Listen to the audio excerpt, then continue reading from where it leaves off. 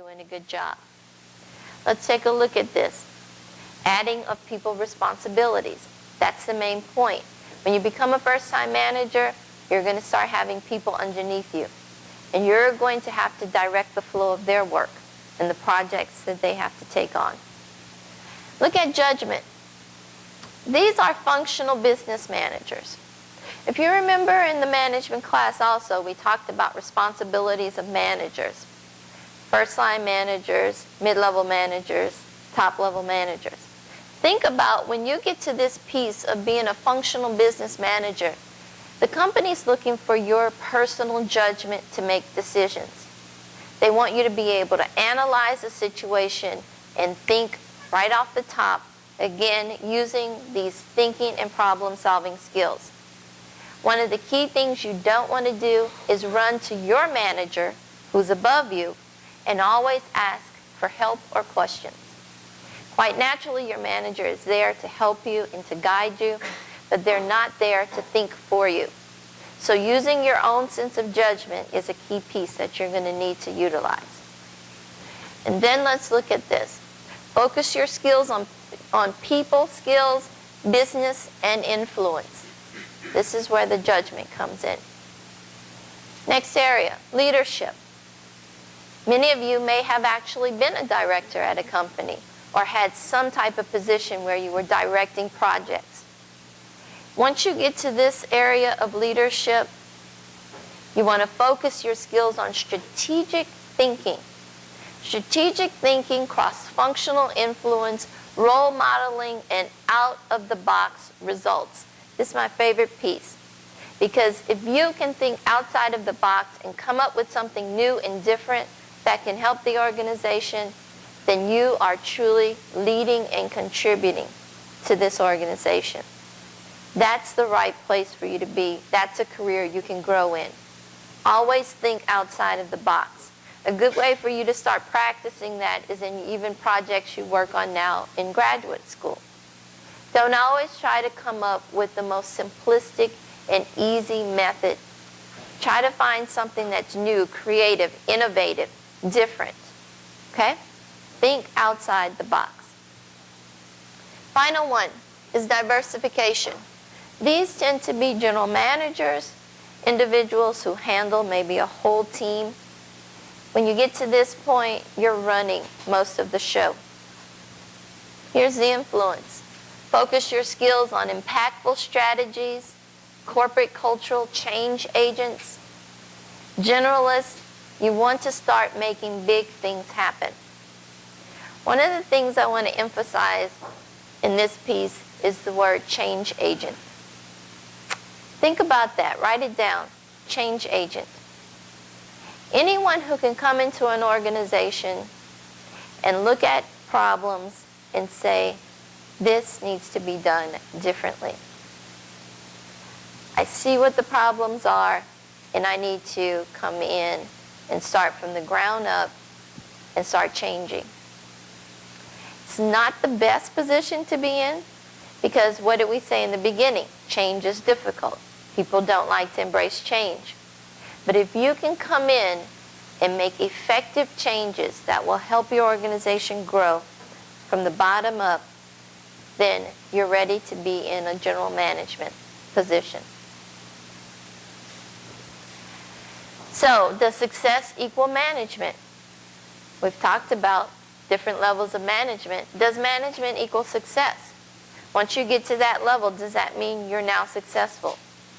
Well, by default, most of you will assume that this is true. Making it to management means you become successful.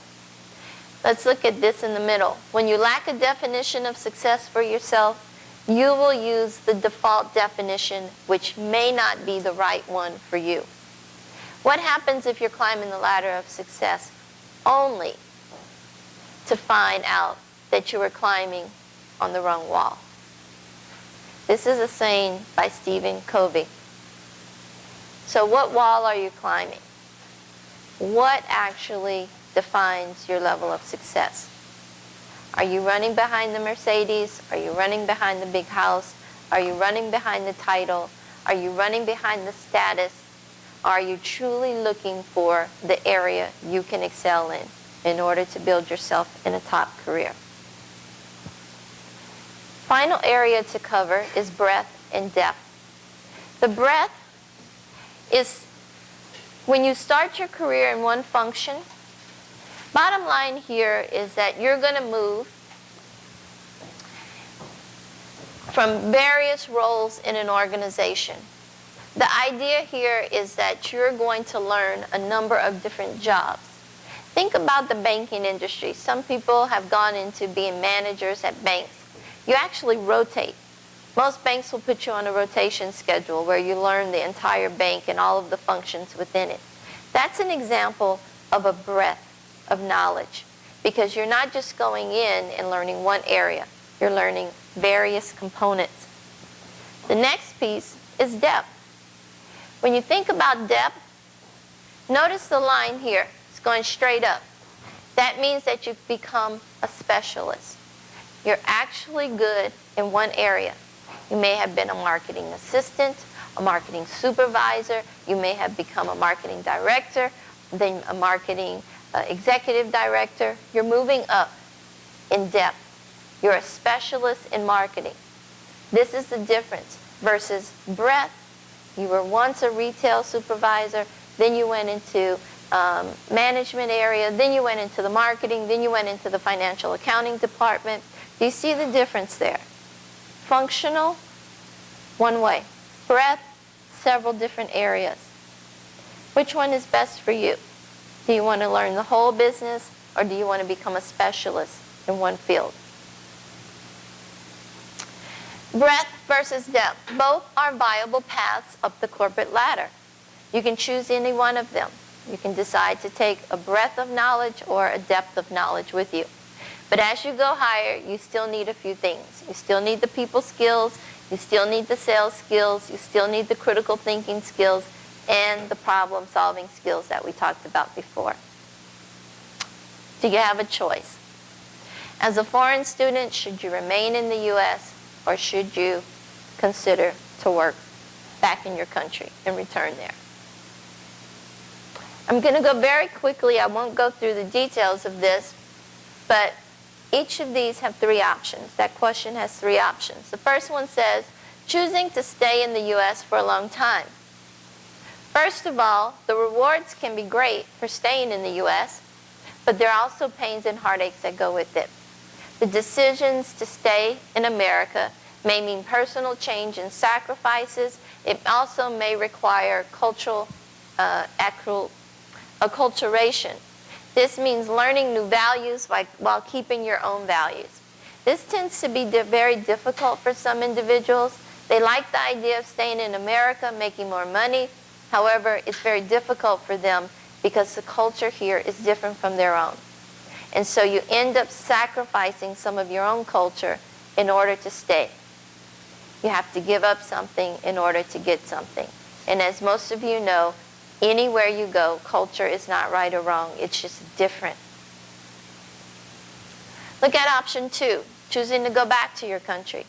If you do go back, when should you decide to go? Basically, planning doesn't mean moving now. You need to have a plan and time considerations. One of the most difficult things for students is when they decide they want to go back and they decide to stay in the States too long. Let me give you a typical example. I was in China 10 years ago. I went back to China just now. Let's say I was an international student and returned after 10 years. China is different. It has progressed so much, it has developed so much, that a person who would go back after 10 years might get lost. You may not know the new systems. You may not understand the way the culture has changed. You may not understand the political things or the way in which managers or businesses are being run in your country.